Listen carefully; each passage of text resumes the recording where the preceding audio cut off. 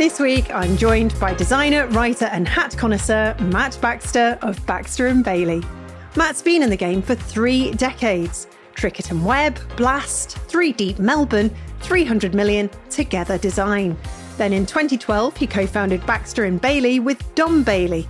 Since then, they've built brands for people like Oxford University, Royal Mail, NSPCC, National Theatre, Royal Parks and the Roald Dahl Story Company. But the reason I wanted Matt on the show isn't just the client list. It's the Design Laundry, a gloriously honest project collecting our industry's mishaps and near disasters. Think typos you can't unsee, rogue email chains, pitch carnage, and the lessons that make us better. We get into growing up in Burnley, moving south, why pondering still matters, and how to keep a studio human when speed rules everything. We talk Brighton's scene, building community, and why creative jealousy is avoided if you keep Instagram at arm's length. It's warm, it's real, and there are even seagulls. This season of the Creative Boom podcast is proudly sponsored by James Cropper, the last mill standing in Britain for premium coloured paper. Its new colour source range puts designers first, giving you direct access to 50 stunning shades in a range of weights and textures straight from the mill. Incredible colour, crafted in the Lake District and delivered straight to your door. Discover the paper that brings your ideas to life via paperandpackaging.jamescropper.com. Well, I'm very excited to be joined today by a fellow Northerner. Now, he's like he's a traitor. He's gone to London. Yeah, sorry. You're based in London? Brighton. Traitor. On the south coast. You've gone to sunnier climes. I have. I've officially been a southerner for longer than I was ever a northerner. Wow. How about that? That's amazing. And so where did you grow up? Where was your sort of hometown, home place? Burnley in Lancashire. I was born lovely. In 1973. And I still like to get back there a few times a year to see pals and family. But yes, I've been a southerner officially for since I graduated from university in the mid-90s, 1995, when I moved to London. God, the mid-90s was a great time to be alive, wasn't it? You must have had fun. Absolutely, yeah. The design scene was sort of in its pomp, as it were. And London felt at that time, less so now, thankfully, I think, but certainly at the time, like the epicentre of the design world. So it was an exciting thing to enter into. Absolutely. And you got lured to London in those early days after uni. Did you go to uni? Yeah, I went to Newcastle, what was Newcastle Poly. And when I started in 92, it was the first year that it had university status in that sort of 92 group of universities. So it became the new University of Northumbria, famous for 2 alumni.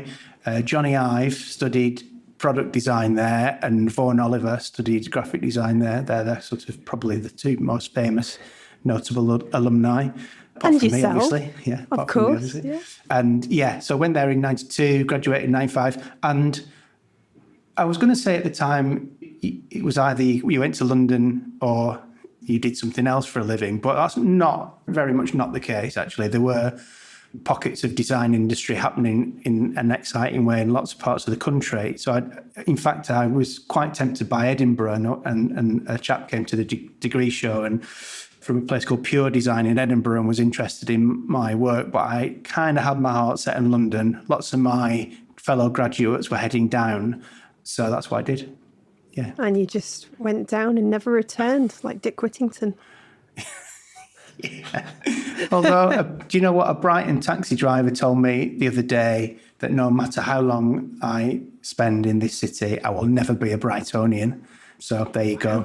I'll always be. Wow. That's a bit much, isn't it? Yeah, I think I think you had to be born and bred in order to qualify under his very strict criteria.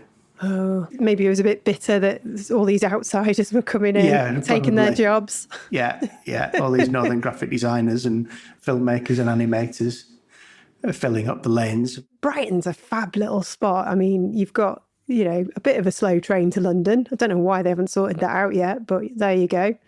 But what brought you to the bright lights of Brighton Pier? And was it the seaside? Was it love? Was it the love of seagulls? It was a bit of all of those things, but primarily it was love. I met my wife, Katie, here in Brighton through some pals at Blast, a design company that I used to work for.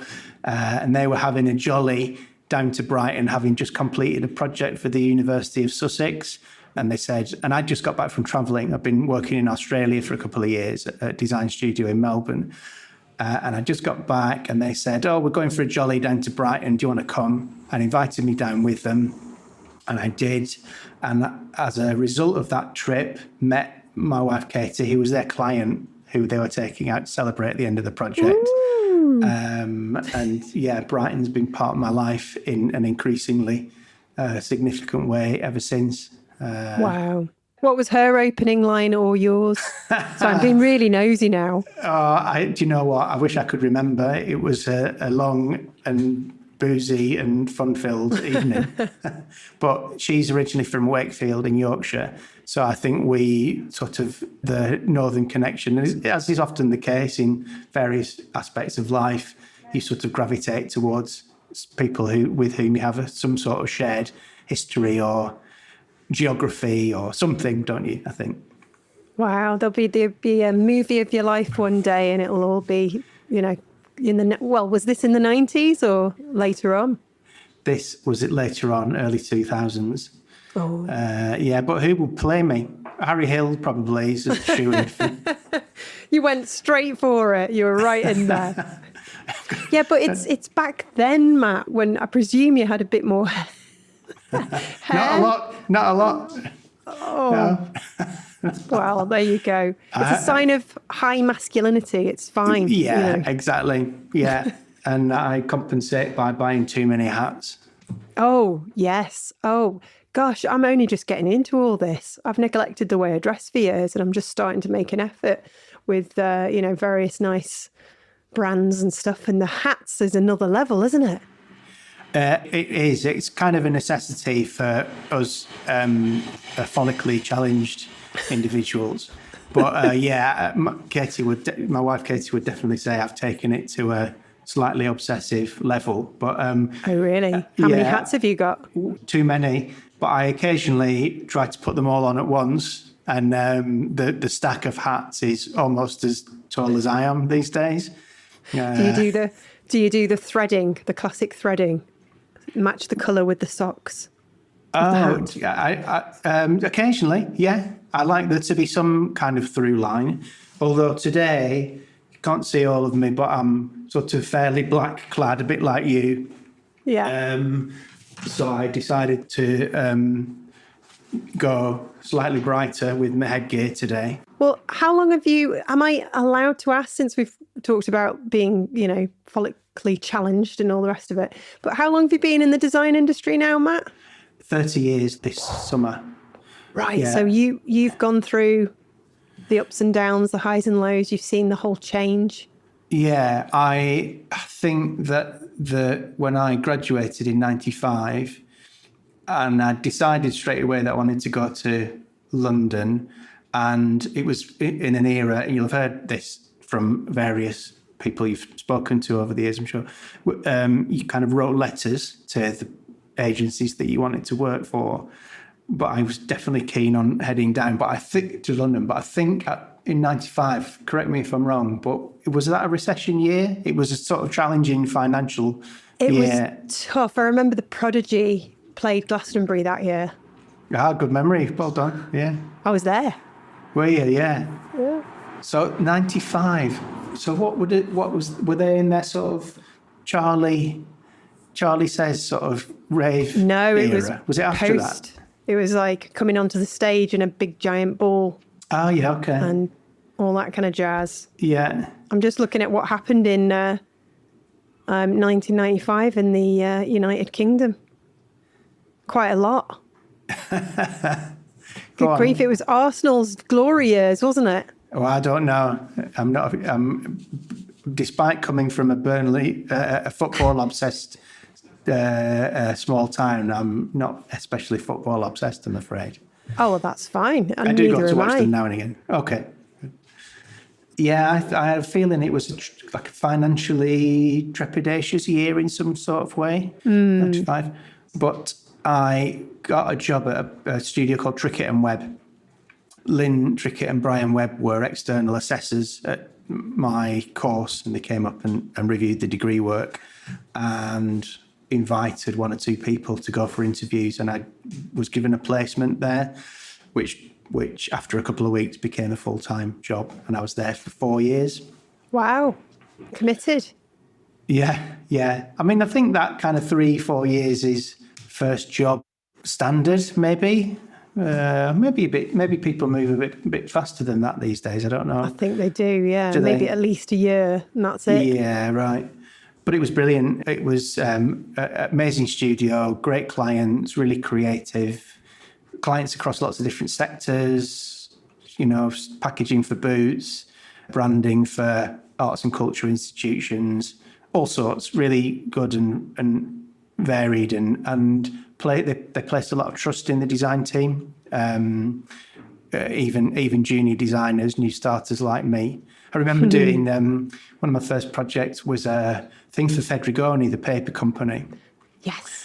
And it involved, we were doing this sort of folded piece, and I'd never done anything kind of paper engineering wise like that at that time. And I spent a day trying to work this thing out and couldn't quite get there. And Lynn came back from a meeting towards the end of the day, and she said, "How are you getting on with that Fedrigoni piece?" And I said, "Well, I can't quite work out how to do it." And she said, "Yeah, you'll get there." And that and left me to it. And I did get there, but that was the kind of approach, was lots of creative trust in the team. It's also where I met Heidi Lightfoot and Katja Thielen, who I ended up working with at Together Design.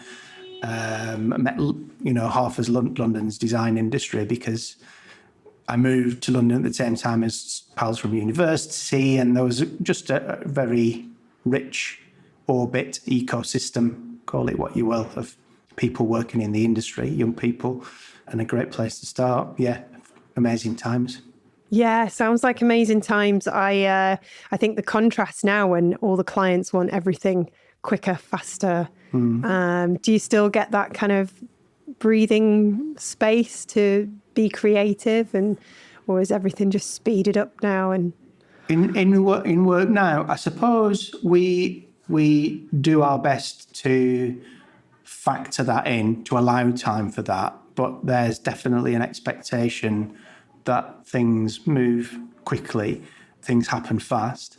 And I suppose we have the tools to make that happen, digital tools to make that happen to a degree. So things that might have previously taken a few days 30 years ago now are instantaneous, which is quite useful in many ways. Technology can help us. But I think as long as we try hard to carve a bit of time for thinking and pondering and cogitating, the things that are a required part of the design process, aren't they? Particularly if you're a conceptual thinker, you need that time.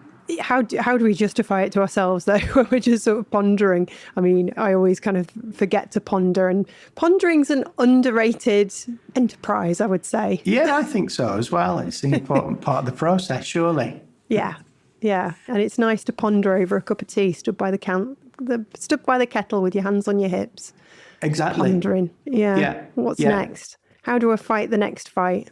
Yeah, exactly. Yeah, we've got, as most design studios do here at Baxter and Bailey, we've got several books on the shelf and in the library shelves about idea generation and where do ideas come from. And almost all of them talk about exactly that, Katie, that go and do something else for a bit.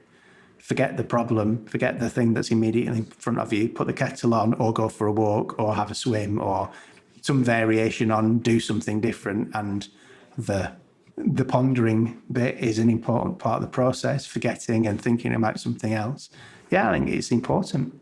It is. Now, you've, as you've said, you've had a lot of experience. You've been around the old design block a few times, and you came up with this concept, which was very quirky and lovely, called the design laundry. What's that all about? Shall I give you the kind of the full biog of Design Yes. Laundry and where it came Do it. from? Yeah. Okay, I will. So it's all started. Let's go back in time a little bit first. I wrote a note because I couldn't remember what year. So let's go back to 2014. So, in fact, I'm going to go back a little bit further very briefly. So Baxter and Bailey were founded in 2012. Dom and I knew one another from having been partners in a business together before, and we'd gone off and done separate things and then decided to get back together and form a business. And we kind of designed our business. We thought about what we wanted to do and the kind of clients we wanted to work with and who we didn't want to work with and the kind of sectors we're interested in. So we created a business that would suit us and our strengths and avoid our weaknesses as much as possible. Anyway, so we did that in 2012, founded Baxter and Bailey, first office in Hoxton Square in London. And a couple of years after that, 2014, we were invited to take part in a talk at a design festival that no longer exists called Designival, and it was in Liverpool at a venue called Camp and Furnace, like amazing ex-industrial building, multi-use. And we were invited because Harry Pearce had dropped out. So Harry Pearce from Pentagram was the Saturday night speaker after Morag Myerscough. So, what a lineup. And Harry Pearce, for whatever reason, had to step away. So 2 weeks ahead of time, we were invited to step into his not inconsiderable shoes.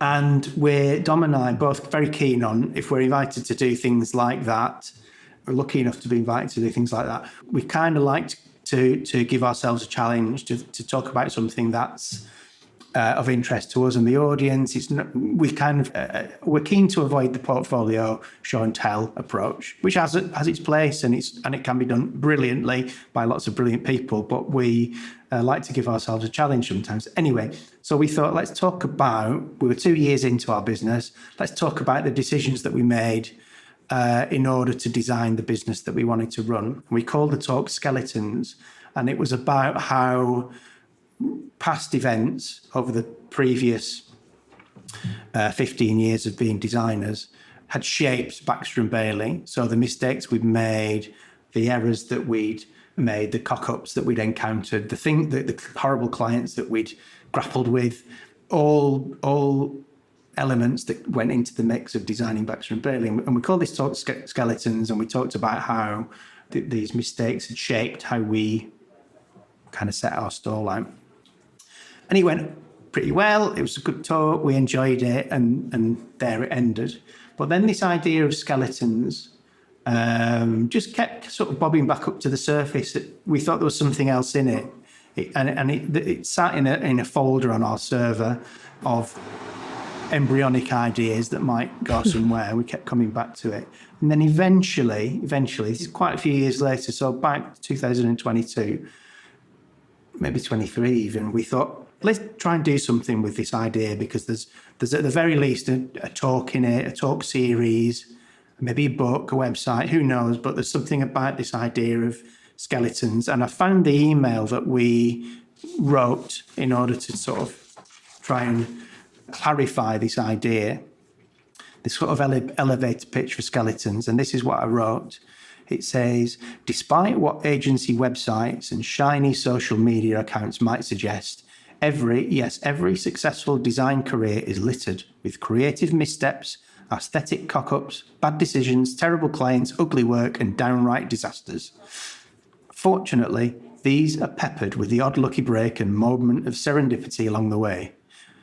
And then we said, our aim is simple. We believe that creative people at all stages of their life, but especially those new to the industry, so we're thinking about young designers really as our audience, will be reassured and encouraged to hear that every perfect project has a roller coaster backstory, and that all great creatives occasionally make mistakes.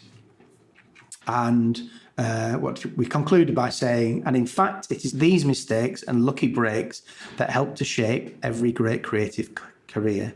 Our skeletons shape us after all.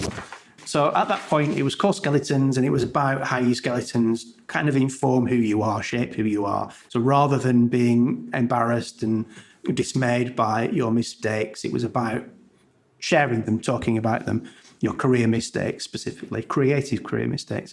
And we sent that email out, and we got one or two really great stories back from the people we sent them to.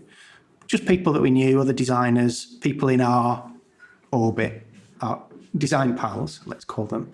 And we thought, okay, well, we've got some great stories back here, but we need to get this out to more people. If we're going to generate more stories, more content, we need to reach more people. And we decided to contact Linda Elf-Knight, who's the ex-editor of Design Week. She knew sort of everybody in the industry. And we said, could you help us share this story with everybody that you know? And she did.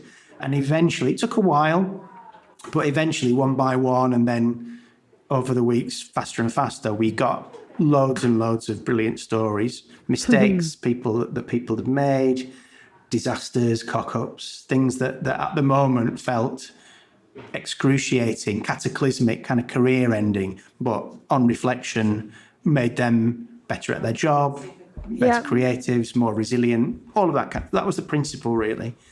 So we had all this stuff, and we thought, okay, we need to do something with it. We need a kind of framing device. And for whatever reason, we pondered.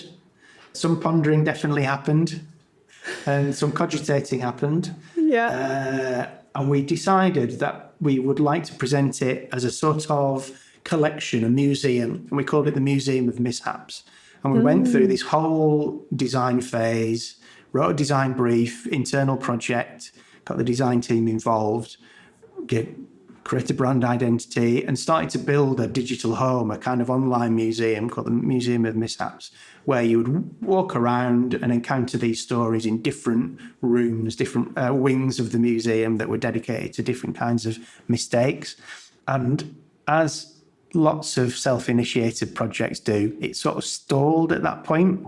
It didn't go any further. Ran out of steam. Ran out of steam, ran out of time, ran out of the ability to dedicate lots of time to it because we were busy. So there it stopped. And then probably a year after that, we came back to it again, and we thought, we've got these brilliant stories. We really have to do something with this. So what did we do then? So we thought the Museum of Mishaps is a nice framing idea, but is it clear enough? Is it obscuring the nature of this project, which is about reassuring an audience that everybody makes mistakes, particularly you rebranded it. You rebranded the Museum of Mishaps. That's exactly what we did. We rebranded That's amazing. it. We renamed it. We actually brought in a friend of ours, Hazel Gould, who's a dramatist, if that's how you say it. Dramatist. And she helps her clients to turn ideas into on-stage presentations of whatever sort.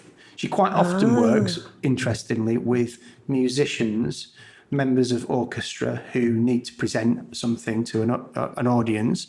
So she helps people who aren't necessarily natural performers to perform. You're not a natural performer, Matt. I don't believe it for a second. Come on. My origins in Amdram coming through. And Hazel came in and we sort of workshopped it. We did a drama workshop and it was brilliant. And we thought of a variety of framing devices and how we could turn these framing devices into an on-stage presentation. And as we were doing this, there was a kind of moment of external pressure came in because we had the opportunity, amazingly, to take part in OFF in Barcelona, OFFF, the annual event in Barcelona, to do something on stage. Which we said, yes, please, we'll do that. And we pitched this idea to them, and they said, that sounds brilliant, come and do it. So that added some pressure. All right, we've really got to do this now. We've got to turn it into a viable on-screen production of some kind. And we thought, if we're going to do it, we're going to do it right. So with Hazel's help, we evolved the Museum of Mishaps into the Design Laundry.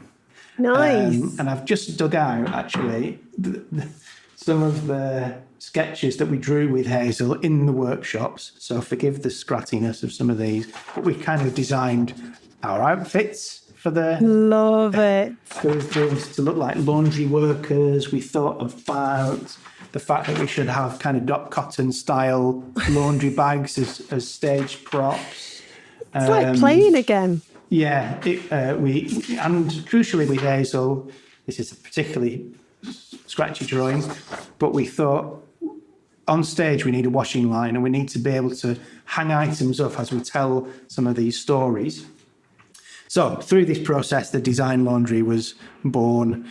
We had a framing device. We had the idea of uniforms, props, how it could be a fun on-stage thing. And the final thing that we did to kind of wrap the whole thing up into a 40-minute presentation was we asked 4 or 5 of our contributors, so people who'd sent stories to us, to record themselves telling their story. And we built those into the talk. So it was on a big screen, or did they come along? Well, it's on a big screen, so off a particularly big screen. We also did it at D&AD Festival earlier this year at the Queen Elizabeth Hall, which had an even bigger screen. So the people who told their stories were on screen, but we also have a section where we go out to the audience and speak to them. If time allows, we could do that off because we had 40 minutes, a bit tighter at D&AD, so we didn't have time to do that. We did it for the Typo Circle at St Bride's a couple of months ago. Slightly smaller screen there, but we did have the opportunity to actually bring one of our contributors, Ryan Hughes, the typographer, illustrator, author, up, and he told his story. So it's good. It's a really good, flexible thing. And we're now in the process of, I suppose, thinking about what to do with it next. That's great. And the response has been really positive, I guess, because it's so refreshing. Yes, I think that's it. I mean, do you know what? It's funny. We've done talks a few times, the Design Evil one, and certainly now this Design Laundry, where when we're building them, it just feels like the natural thing to do, kind of natural subject matter. Why would we not want to talk about this stuff? And afterwards, people say, "Oh, that's really refreshing. Thanks so much for bringing this stuff to our attention." And it's quite often pleasingly surprising that there are so few people taking this kind of approach to design industry or more broadly creative industry talks. So it's good fun. But yes, you're right. It has been really well received. People enjoy it. They enjoy the unusual approach and the fact that it's got a sort of sense of theatre to it, maybe, and the props and the outfits. Is it because, Matt, that the design industry can sometimes take itself a little bit too seriously? Can it? Do you think it can? Oh, come on. You with your orange hats and your matching bloody socks. Come on. I think you're probably right. I think it's probably got a lot to do with that. Yeah, definitely the case. Like Off, for example, which was brilliant experience. And I would, if you can afford the airfare and the time to spend a few days in Barcelona, I would very much, and this is to your audience, recommend going. There's a lot of people seriously presenting serious work, seriously good work, but seriously presenting serious work. So you're right, there is a lot of that stuff going on. This season is brought to you by James Cropper, a mill that's been shaping colour and creativity from the heart of the Lake District since 1845. Their new colour source range lets you choose from 50 shades in different weights and textures straight from the source. Stunning paper made by craftspeople who live among the mountains that inspire their colours. Explore the full range at paperandpackaging.jamescropper.com.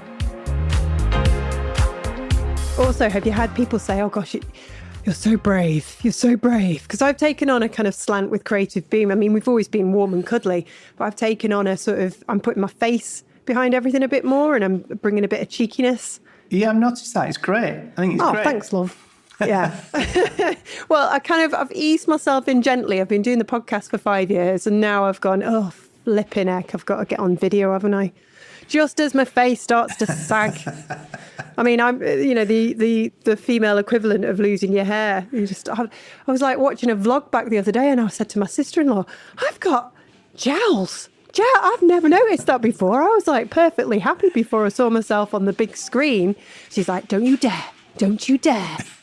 It's a privilege to be alive. I'm like, oh, flipping heck. She's quite 10 years right. younger than me. She's of that generation where they're all like, positive thinking and all that jazz. Yeah, I think it's a brilliant thing. And it sort of brings a different flavour to how things are presented as well, doesn't it? I think if you're in it, it's good. Yeah.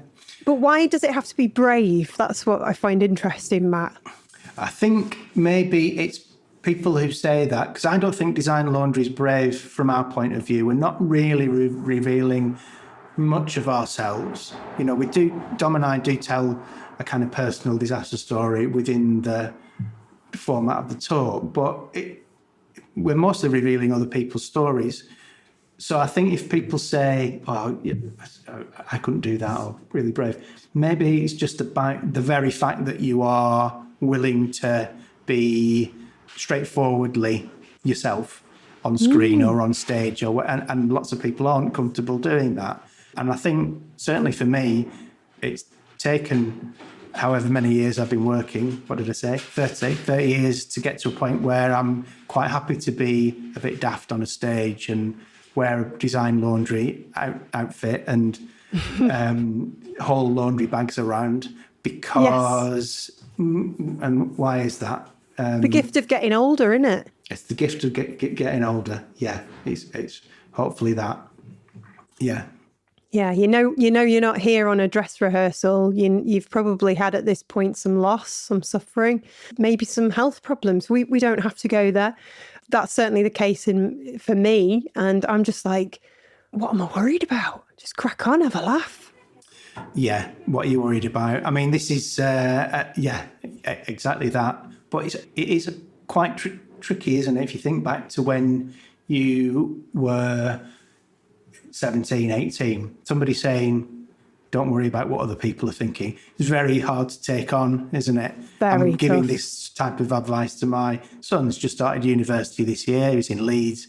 It's just that they've got to the end of his second week now. And that's the kind of thing I say to him. And I can see him thinking, what are you talking about? Everybody's thinking... so I think there's definitely a point at which you are happier to be less self-conscious, maybe. But I think in terms of the Design Laundry, when people share their mishaps, the industry can have a very polished veneer. And there's this perception perhaps that to be successful, you have to be seen to be, perfect, nothing ever goes wrong, lots of polish. And obviously we're in a kind of new era, aren't we, where AI slop and over kind of influencers and all this that's happening is changing things that people want the kind of real. And I think you've just dropped on something. You've been doing it for a while, definitely, but the Design Laundry, the rebranded project, it feels like it's just landed at the right time, I think. That's interesting. Yeah, I hadn't really thought about it like that, but I think that's a good, a nice observation. I think that's the sort of thing that from inside running the thing, trying to make the thing work, it's maybe harder to see that. But I think that's an interesting observation. In the era of design perfection, let's share some imperfections. There is within the talk, within the sort of premise of the thing, there is a little bit of background reading that we did, trying to bring in some, I suppose, academic rigour to it all. And there is a quote that we read from a professor. He's actually a professor in Barcelona, writing for the Harvard Business Review, and it sort of just frames it really well, and it kind of concludes it really well. And he says, essentially, mistakes are going to happen. There's no getting around that. We're human. But what he also says is, and he's talking about leadership in this piece, he says the best leaders take a balanced approach by neither romanticising mistakes nor scorning them. He says that growth can't happen without going through the pain of exposing and acknowledging your weak spots and shortcomings, i.e. it's better for you and better for everybody to talk about this kind of stuff. It will generate respect, build on your resilience and character. It's good for everybody. So I think it's quite useful for us to bring a bit of that. Otherwise, it's just me and Dom on stage sharing horror stories. So to have a little bit of an academic backbone to it is useful as well. It's very human, isn't it? It's like, oh, thank God it's not just me. Oh, thank God. Yeah, exactly. So yeah, it's been a good, fun thing to do. We've done versions of the talk, as I say, 3 times this year. We're doing it once more at an event called Podge in December, and then I'm hoping to take it a little bit further north, perhaps next year. I'm having some interesting early conversations about how we might make that happen. So watch this space. Oh, yes, without mentioning any names. I hope it's who I think it is. We'll ask you that after the recording has finished. Okay. What was your big mishap then? Or are you not allowed to? Are we going to be spoiling your talk? Or can you share one that you didn't include in your talk? I've actually, what I've done is I've printed out all of them and I've stuck a couple of post-it notes in. How long is it? So for the 24-hour version of this podcast, I can do them all. But I can read a couple because I think they're particularly good. And these, whilst both of these feature in the talk, crucially, they, certainly in the case of the second one, the storyteller himself appears on screen reading it and does it brilliantly. So I'm sure he won't mind me paraphrasing a bit. But I've got 2 for you. And these really kind of illustrate the kind of stories that we got. One, they kind of fit broadly into categories, these stories. So the first one is, I would say, technical error, a kind of error of process, design process. And then the second one is more of a kind of everyday admin error. And you'll see what I mean when I get into them. So the first one was from Francis Jackson. And Francis was a founder of OPX, brilliant design business called OPX, and has since left that business, left design entirely, and gone on to do something entirely different. Maybe because of this story, not quite sure. And she sent us this story. She says, we worked for some time for the Prince's Trust for the Built Environment. One particular project involved designing a book, the title of which was Art in the Public Realm. We designed the book and it was printed in its thousands, delivered and distributed across the country. Sometime after this, HRH King Charles himself, Prince Charles at the time, visited the Prince's Trust to see the work that they were doing. On being handed the book on this visit, he returned it immediately, as he had spotted what no one else had seen, that the title printed on the cover of the book actually read, Art in the Pubic Realm. Nobody in the design agency, nobody at the printer, not a single client spotted it. It was designed, printed, distributed, and then several months later spotted by none other than King Actual Charles. Oh, I bet he thought that was funny. Who knows? Is he known for his sense of humour? Maybe he is, I don't know. I hope so. Yeah. So that was one particularly good one. And then the next one is from our friend Jamie Ellel, who runs Supple Studio in Bath. Oh, yes. And he tells this story in the production of Design Laundry and does it brilliantly. So I hope you won't mind me doing my own version. But this is what Jamie sent in. He says, I once took on a project for a friend's dad. It wasn't very exciting, It wasn't very exciting, but I needed the work. This was in the early days of Supple Studio. The project was going fine. I had to just apply the existing style of a website to a brochure. The client asked me to change a few things, which made it look even worse, but I made the changes anyway. He goes on to say, a couple of days later, I emailed the design to a printer to get a costing. The costing came back via email, and as I was rushing at the time to catch a train and too much of a technical dimwit to work out how to send the client just the estimate, I forwarded the whole email chain from my phone to the client. 1 week later, I hadn't heard back, so I politely chased. 2 days later, I received an email from the client which said, sorry for the delay. I've been trying to figure out how to respond after reading the note you sent to your printer. Heart sank. I then scrolled down to my initial email to said printer, which read, please see design attached. Don't judge me. This is the shittest thing I've ever designed. Oh, that was brilliant. Oh, you just need the money sometimes, don't you? But as I say, both of those, until Francis moved on into another industry entirely, both successful, happy, creative people doing what they do. So ultimately, at the moment when those things happened, disastrous. Yes. Earth-shattering, career-shaking, but they got through it, and now they're funny stories in a design talk that embolden them ultimately and hopefully can embolden an audience when they hear it. There's nothing like a bit of time to heal. Exactly.